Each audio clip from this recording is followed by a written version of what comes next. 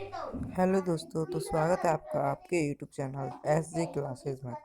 तो आज मैं आपको बताने वाला हूँ क्लास 9th के हिंदी के प्रश्न बैंक के क्वेश्चंस के आंसर।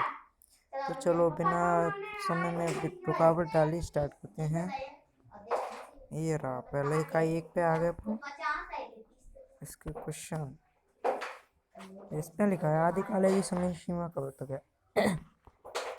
आपको पता है कि आदिकाल की समय सीमा 1318 से सन 1643 तक है। अब दूसरे क्वेश्चन पे चलते हैं। दूसरा क्वेश्चन है सूरदास सूरदास किस भक्ति शाखा की कवि हैं। तो सूरदास जी, जैसा कि आपको पता है कि सूरदास जी प्रेम मार्ग के शाखा के कवि हैं। आदिकाल को रामचंद्र ने नाम दिया था, आदिकाल को वीरगाथा काल। वीरगाथा काल का श्रेष्ठ महाकाव्य है पृथ्वीराज राजपूत। प्रेम मार्ग की शाखा के प्रतिनिधि कवि हैं तुलसीदास। अब आगे की ओर बढ़ते हैं। अब आगे लिखा है कृष्ण भक्ति शाखा के कवि नहीं है। तो आपको पता है कि सूरदास, रसकान, मीराबाई ये सभी कृष्ण भक्ति शाखा के कवि हैं। इनमें से एक दादू ही हैं जो कृष्ण भक्ति शाखा के कवि नहीं है। कबीरदास की भाषा कैसी थी? तो उनके जीवन परिचय में बताया गया था कि उनकी भाषा सदोपपुरी थी। हिंदी साहित्य का सर्वाधिक लोकप्रिय महाकाव्य रामचरितमानस है। मूर्ति पूजा का विरोध कबीरदास जी ने किया था। रैदास के कवि हैं। रैदास एक संत काव्य धारा के कवि हैं। अब आगे की ओर बढ़ते हैं। अब आगे की ओर कहाँ है? ये रहे। आगे लिखा है छायावाद की हैं। तो छायावाद के चार प्रमुख कवि हैं। चार प्रगतिवादी कवि हैं तो महादेवी वर्मा। नई विद्या स्थापित की गई सन 1958 में। और रसकान्य काव्य की रचना की है ब्रज भाषा में। ओके, अब आ जाए यहाँ पर नेक्स्ट क्वेश्चन पर। कबीरदास ने आयु पाई थी। तो कबीरदास ने 110 वर्ष दिए थे। कबीर को बाड़ी वेदनापूर्ण लग रही थी कोयल की। अब इससे आगे है ये स्टार्ट करते हैं। इसमें लिखा है ग्रामीण जीवन पढ़ो। ग्रामीण पूर्ण रूप से आश्रित होता है, ज्यादातर कृषि पर ही होता है।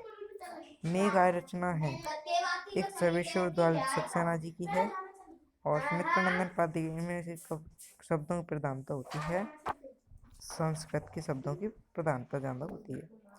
हिंदी साहित्य को वीरगाथा काल को नहीं, अरे थोड़ा गलत हो गया मेरा। यहाँ पे मानते हैं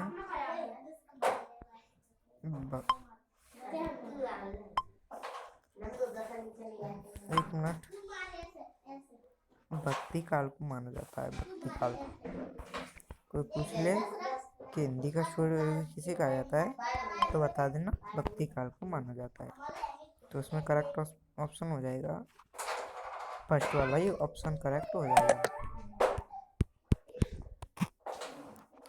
इसमें भक्ति काल ऑप्शन करेक्ट हो जाएगा। अब इसके बाद भक्ति काल हो गया। और चंद्रबाई प्रसिद्ध हैं। ये वीरगाथा काल के लिए प्रसिद्ध है। भक्ति काल का प्रारंभ 1318 से हुआ था। ज्ञान मार्ग की धारा के प्रतिनिधि कवि जयशंकर प्रसाद थे। नाटक मोहम्मद जयसी का पद्मावत बहुत प्रसिद्ध महाकाव्य है। तुलसीदास ने बादशाह का कोई ना कौन जाता है। मलिक मोहम्मद जयसी ज्ञान मार्गी के थे। प्रगतिवादी कविता में कार्ल मार्क्स के समय से प्रभावित। छायावादी कविता की प्रमुख विशेषता सामाजिक विषमता से है। नई कविता की प्रमुख विशेषता अनुभव प्रदान करना है। नई कविता से अनुभव प्रदान होता है। प्रेमी ढूंढत में प्रो प्रेमी मिला ना कोई, मानस हो तो वहीं रसगान वशों ब्रज गोकुल गांव के द्वारा। कैदी और कोकिला दोनों ही कौन से देश की थी? गुलाम देश की। तो वो दोनों गुलाम देश की वासी थी। ओके, समझ में आ गया। और इसके बाद देखते हैं, आगे बढ़ते हैं। देखो इसमें आ गया ऑप्शन गुलाम। गुलाम देश की वासी थी गुलाम। मखमली पेटियों से लगमे चींटियां दिखाए बीज खड़ी। कवि नलता का मानवीकरण नव विवाहिता के रूप में किया गया है। नव विवाहिता के रूप में, हाँ। अब रामचरितमानस तुलसीदास का प्रसिद्ध महाकाव्य है और कृष्ण भक्त मीराबाई थी। सूफी संत वायाडम्बर कबीरदास, अरे सॉरी एक गलती हो गई मुझसे। सूफी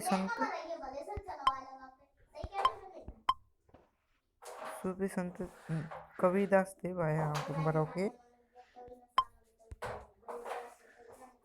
द्वारा से मिलाता हूँ।